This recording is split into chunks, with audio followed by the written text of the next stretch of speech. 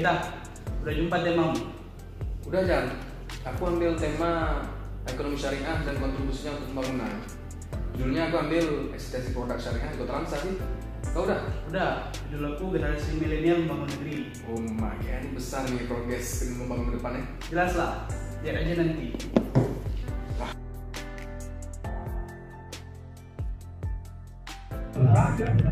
Baiklah, Tengku, saya dari mahasiswa YN Langsa, dari peserta KPM, satu KPM dengan metode DR Medsos, ingin sedikit memintai pandangan Tengku, gambaran Tengku terkait dengan eksistensi ekonomi syariah di Kota Langsa. Ini kira-kira menurut Tengku bagaimana?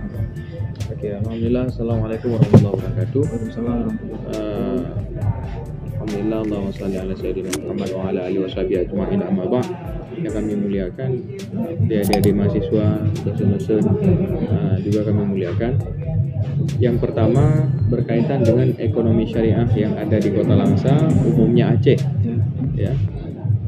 Alhamdulillah, menurut pandangan saya ini adalah satu hal yang sangat positif. Karena khususnya Aceh di Kota Langsa, kita katakan bahwa kita mempunyai kanun ataupun ekspesialis, walaupun di daerah-daerah lain terkadang belum syariah sepenuhnya, akan tapi di Kota Langsa sudah bersyariah. Ya, jadi yang kita harapkan dari hal terkecil hingga hal terbesar, kita hidup dalam keadaan bersyariah. Karena inilah yang diajarkan oleh Rasulullah SAW.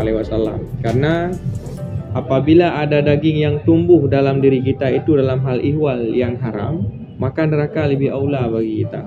Kullu lahmin nabatan fannaru aula bih, kata Allah. Jadi untuk menghindari hal-hal tersebut, disinilah hadir ekonomi syariah. Mulai daripada perpinjaman, mulai daripada pengkreditan. Jadi bisa membantu orang-orang yang memang terkadang orang tersebut membutuhkan. Tapi untuk mengilah daya hal ihwal, meringankan, bagaimana caranya? Kita buatlah satu perpinjaman yang berbentuk syariah ataupun pembelian barang dengan kredit yang syariah. Jadi ketika satu produk kita bungkus dengan syariah, mungkin masyarakat semua akan mudah. Jadi jangan kita sebut bahwa perpinjaman yang berbasis haram, kemudian kredit haram segala macam tanpa mengeluarkan solusi. Namun hari ini hadirlah ekonomi syariah untuk mengeluarkan satu solusi yang besar. Pertama dari pola kehidupan kita sehari-hari untuk beribadah dengan Allah, supaya hati kita terang, supaya hati kita tidak hitam, bergelimpangan dengan hal ihwal, harta yang haram gitu. Sehingga saya rasa, menurut pandangan saya, ini adalah hal yang sangat positif dan kita harapkan akan selalu berjalan. Karena ekonomi syariah apabila hidupnya perputaran ekonomi, pendapatan manusia dengan cara yang halal, baik dari segi perpinjaman, baik dari segi pengkreditan yang memang dibungkus dengan syariah, saya rasa ini lebih efektif. Ini menurut pandangan saya pribadi di Kota Langsa, umumnya Aceh. Jadi seperti yang Tengku sampaikan tadi, bahwasanya hari ini kita dituntut untuk memberikan solusi dan alternatif. Bukan hanya mengatakan ini tidak boleh, itu tidak boleh. Betul. Nah, lantas terkait dengan masa depan ekonomi syariah. Sekarang kan kita melihat di Kota Langsa umumnya, ini identiknya pengajar-pengajar itu secara mayoritas membahas tentang ubudiyah, tapi sangat sedikit yang membahas tentang muamalah. Nah, bagaimana masa depan ekonomi syariah sendiri terkait dengan edukasi agama di Kota Langsa yang membahas tentang muamalah, khususnya tentang perekonomian, agar umat ini tidak cenderung bisa mendapatkan manfaat namun tidak terkena unsur-unsur riba ataupun yang diharamkan oleh Allah SWT. Yang pertama, saya rasa terima kasih kepada adik mahasiswa. Yang pertama yang harus kita jalankan, yang harus kita ketahui, yang harus kita garis bawahi, ini sangat penekanan. Ini bukan hanya tugas para tengku-tengku dan alim ulama, tapi untuk mengkampanyekan masalah ekonomi syariah, ini adalah tugas kita per individu.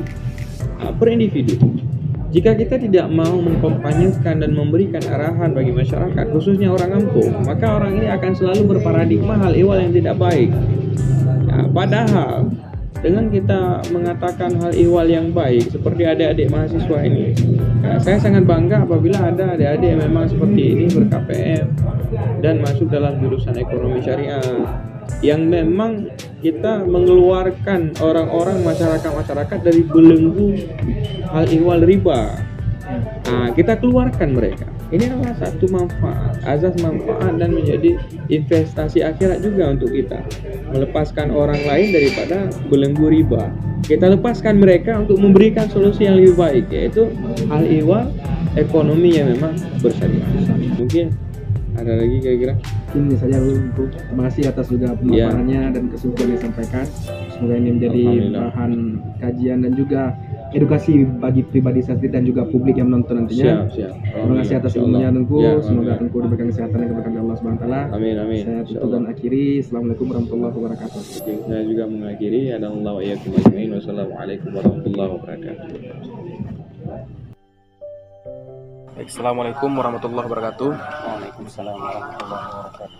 Perkenalkan Pak, saya Fatahillah, mahasiswa dari Prodi Manajemen Zakat dan Wakaf, untuk memenuhi tugas dari KPM yang diselenggarakan oleh LP2 MII Langsa, yaitu dengan metode daring medsos. Di sini saya ingin sedikit meminta pandangan Bapak selaku akademisi ekonomi syariah.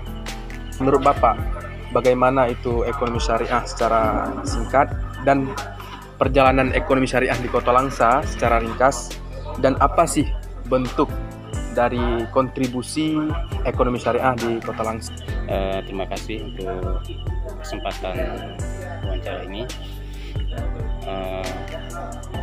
Berbicara tentang ekonomi syariah, kita perlu melihat yang pertama apa karakternya, kemudian yang kedua apa tujuannya. Kalau karakter ataupun ciri-ciri ekonomi syariah itu ya tentu saja dia berbasis kepada keadilan, equity. Jadi pembiayaannya adalah pembiayaan yang sifatnya adalah equity. Kemudian dia berdasarkan kepada kegiatan real ekonomi.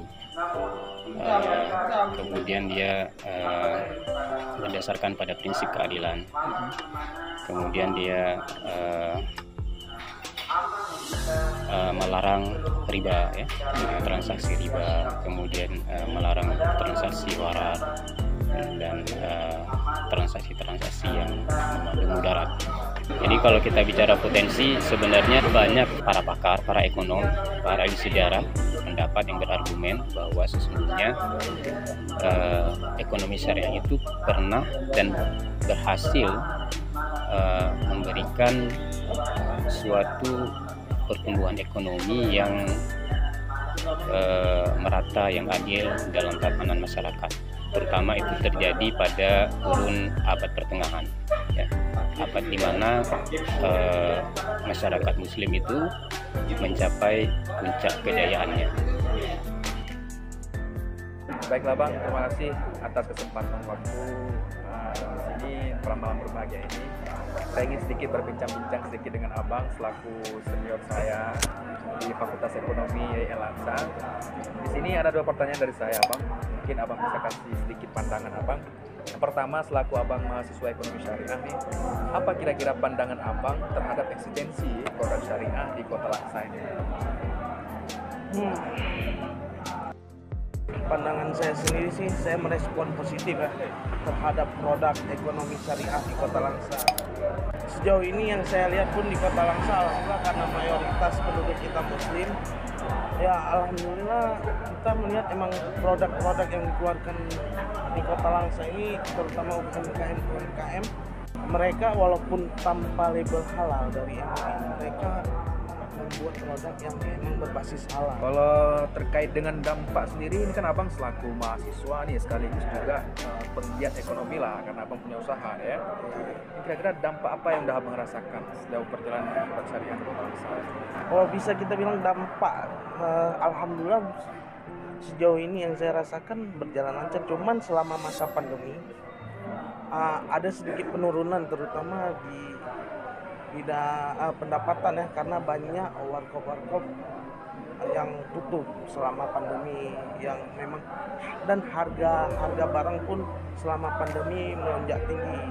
Baiklah Bang, terima kasih atas kesempatan dan waktu wawancaranya. Mungkin apa yang telah Bang sampaikan ini mungkin sangat padat, singkat, namun juga harapannya menjadi sebuah kontribusi besar bagi dunia edukasi ekonomi, khususnya Fakultas Ekonomi dan Institut Agama Islam Negeri Langsa.